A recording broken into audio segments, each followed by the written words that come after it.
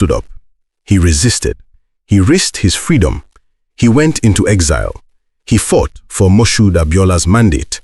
He was a democracy hero, a man who chose principle over safety when the Nigerian state was at its most brutal. That story has been told so many times, in so many Lagos banquets, in so many presidential campaign biographies, in so many political eulogies, that it has acquired the texture of established fact. AFRONEWSHQ is going to examine that story today, not to destroy it, not to defend it, to do what this channel exists to do: place the documented historical record alongside the political mythology and show you precisely where they match and precisely where they do not. Because the gap between what Tinubu actually did during the June 12th crisis and what his political mythology claims he did is not a minor biographical footnote. It is the foundation on which Nigeria's current president has built every claim to democratic legitimacy.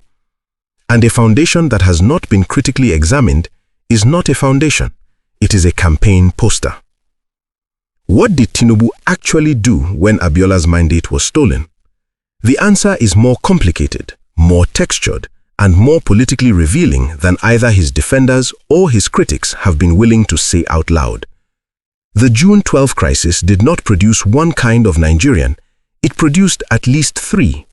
There were those who fought, there were those who fled, and there were those who found a way to do both and to call the fleeing a form of fighting. Understanding which category Tinubu belongs to is the work of this video. Most channels will either defend him or attack him. We are going to do neither. We are going to follow the documented record, name the gaps, and let you reach your own conclusion with the full information in front of you. If you've never been here before, you just found Nigeria's most analytical political channel. Subscribe, because this analysis has never been done at this level of precision anywhere in Nigerian political commentary. Nigeria in 1993, the political architecture of the transition program. To understand what Tinubu did or did not do during the June 12 crisis, you must first understand the political environment in which he was operating, because the environment was not simply a democracy versus dictatorship binary. It was a complex, layered political terrain in which virtually every major actor was simultaneously playing multiple roles, some principled, some opportunistic, most a mixture of both. Ibrahim Babangida's transition to civilian rule program had been running since 1986. It was, by any objective assessment, the most elaborate and most deliberately sabotaged transition program in African democratic history. Babangida created two political parties, the Social Democratic Party and the National Republican Convention, by government fiat. He determined their ideologies, their funding structures, their candidate pools. He banned previous politicians, unbanned them, rebanned them. He moved the election date multiple times, 5 times between 1990 and 1993 alone, each postponement designed to extend the military's hold on federal resources while maintaining the international legitimacy that the transition program provided. Bola Ahmed Tinubu was a product of this transition program. In 1992, he was elected to the Senate of the Federal Republic of Nigeria under the Social Democratic Party, Abiola's party, representing Lagos West Senatorial District. His election to the Senate was not an act of rebellion against the military system. It was participation in a political process that the military had designed, funded, and controlled. Every senator elected in 1992, including Tinubu, owed their political existence to a framework that Babangida had constructed and could dismantle at will. This is the first piece of context that Tinubu's democratic mythology consistently omits. He was not a dissident who entered politics from outside the military-managed system. He was a beneficiary of the military-managed transition who became a dissident to varying degrees and at varying times when the system turned against the candidate he was aligned with. June 12, 1993. What the election was and what its annulment meant. On June 12, 1993, Nigeria conducted what has since been called the freest and fairest election in its history. The presidential contest was between Moshood Kashimawo Olawale Abiola of the Social Democratic Party and Bashir Tofa of the National Republican Convention. The results that were officially released before the annulment and the results that independent observers, civil society organizations, and the international community had tabulated showed Abiola winning with a commanding majority across multiple geopolitical zones, including victories in states that no southern candidate had previously won. The significance of June 12 was not simply that Abiola won, it was that he won in a way that demonstrated the possibility of a genuinely trans-ethnic Nigerian political identity, a Yoruba Muslim businessman who had carried the North, who had won states where his ethnic identity should have been a liability, who had demonstrated that Nigerian voters, given a genuine choice, could choose beyond ethnic and religious calculation. That demonstration was, for the Nigerian military and its embedded interests, far more threatening than any individual candidate's victory. On June 23, 1993, 11 days after the election, Babangida annulled the result. The legal instrument was an interim national government decree that was itself a constitutional fiction. The stated justification was a court injunction obtained by a Tofa-aligned group that had challenged the election's conduct before the results were fully collated. The actual reason, as subsequent historical analysis has established, was the military's calculation, reinforced by specific northern political and military figures whose identity has never been definitively established in a formal setting, that an Abiola presidency would restructure the political economy of federal power in ways that their interests could not accommodate. Tinubu's position at the moment of the annulment, the documented facts. At the moment of June 12 annulment, Tinubu was a sitting senator. He had a constitutional mandate, an institutional position, a public platform, and a personal political investment in the SDP system that Abiola's victory would have consolidated. He was not a private citizen watching events unfold from the sidelines. He was a serving federal legislator with both the institutional standing and the personal political incentive to respond to the annulment publicly and consequentially. What he did immediately after June 23, 1993 is the beginning of the documentary record that this video will build precisely. The specific political actions Tinubu took and did not take in the 18 months between the June 12 annulment and his departure into exile will be mapped document by document in Section 3. The gap between the mythology's timeline and the actual timeline is where the analysis gets most revealing.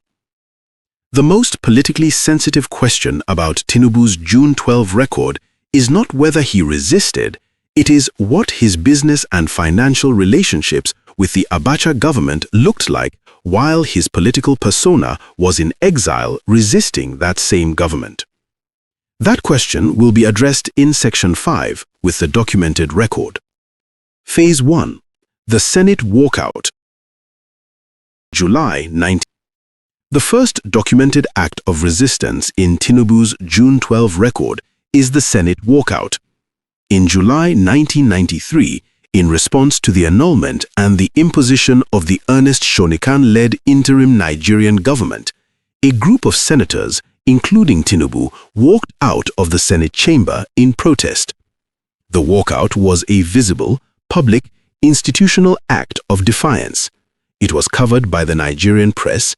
It was politically costly in the immediate term.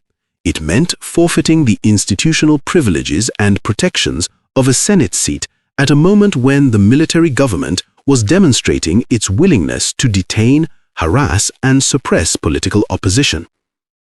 The Senate walkout is the most straightforwardly documented act of resistance in Tinubu's June 12 record. It is real, it is in the historical record, it is not mythology. What the mythology does is elevate this one documented act into the centerpiece of a broader resistance narrative that does not have the same evidentiary density. Phase 2, NADECO, 1994, and the formation of the opposition coalition. In May 1994, the National Democratic Coalition, NADECO, was formed. NADECO was an umbrella body of pro-democracy activists, politicians, lawyers, journalists, and civil society organizations committed to the revalidation of Abiola's June 12 mandate.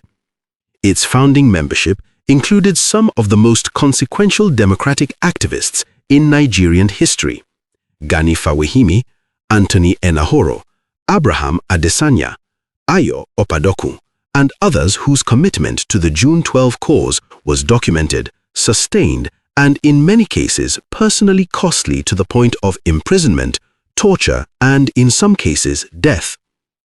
Tinubu's NADECO engagement preceded his departure into exile.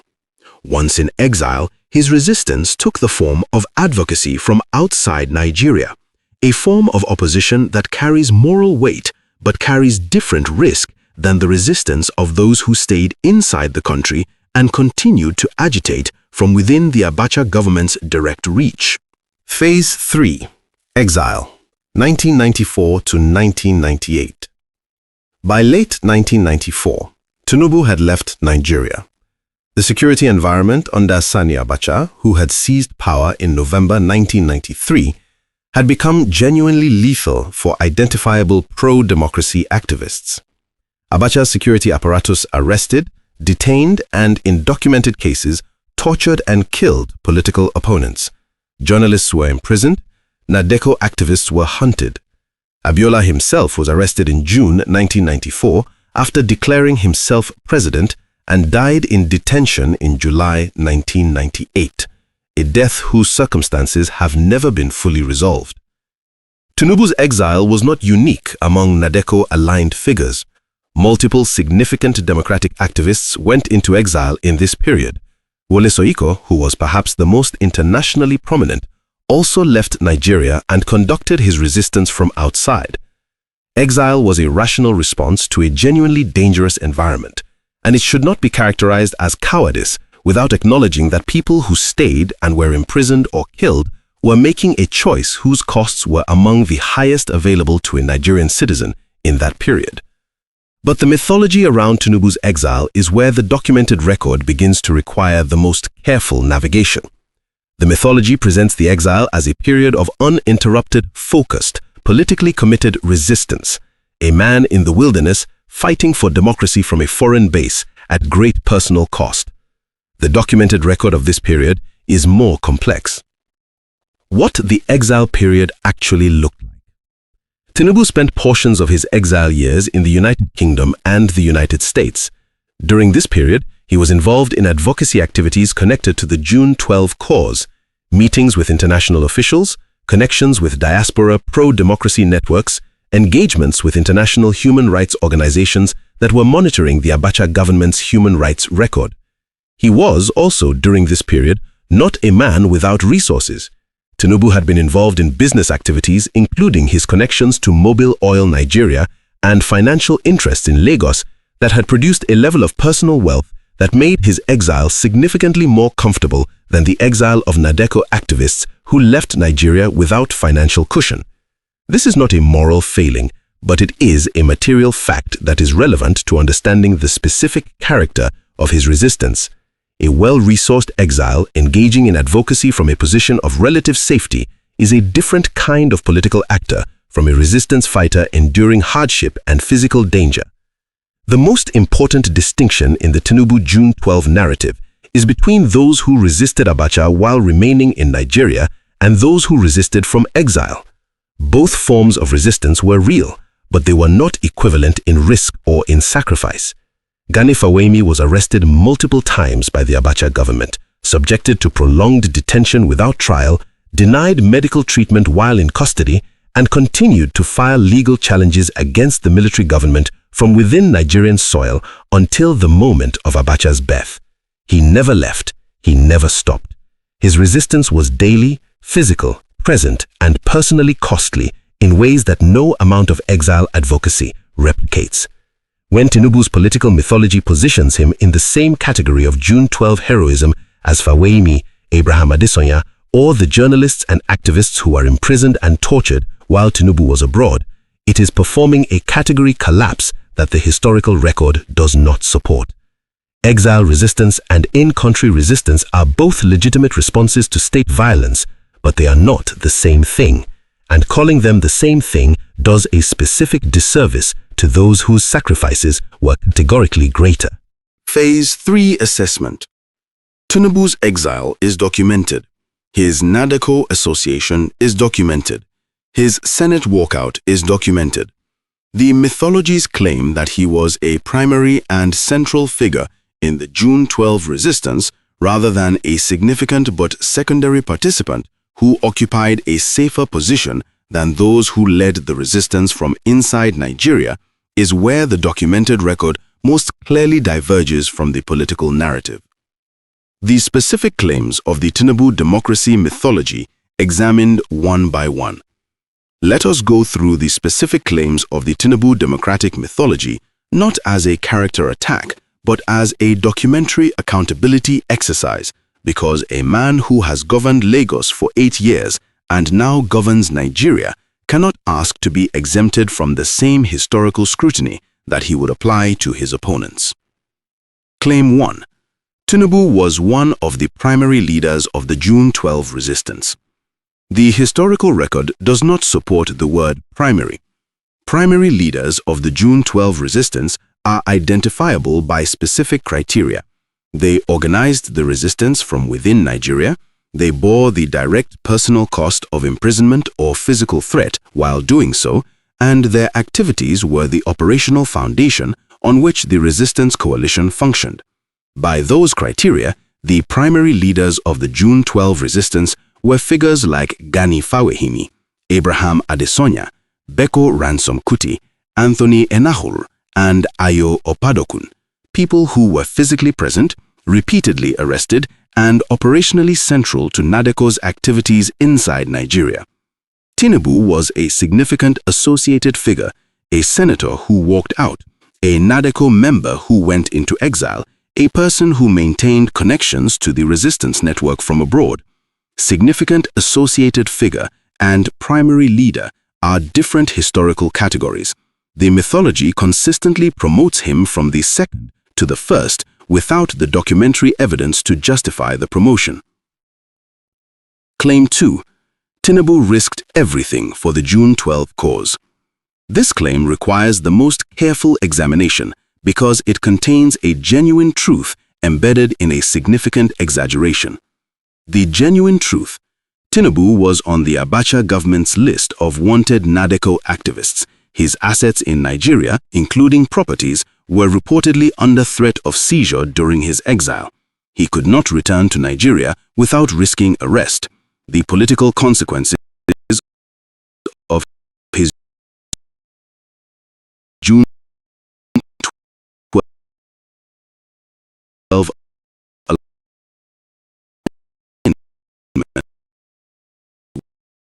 were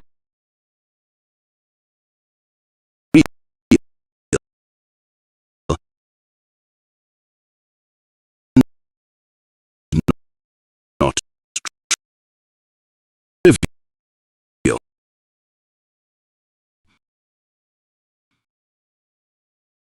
He did put himself in an adverse relationship with the most brutal military government Nigeria has